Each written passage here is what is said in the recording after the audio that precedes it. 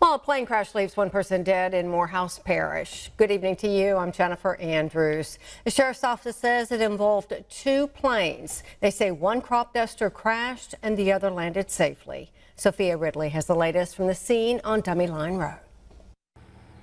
Sheriff Mike Tubbs of Morehouse Parish said that around 2 o'clock today, law enforcement responded after receiving reports of a crash involving two aircrafts. Now, as you can see from behind me, one of those aircrafts is still in the road, and unfortunately, the pilot did not make it. Now, the other aircraft was able to land safely, and that pilot is fine. MPSO officials say the family has been notified. However, they are not releasing a name at this time. They are currently on scene and are waiting for the National Transportation Safety Board to arrive tomorrow to handle the investigation. Reporting in Morehouse Parish, Sophia Ridley, KNOE 8 News.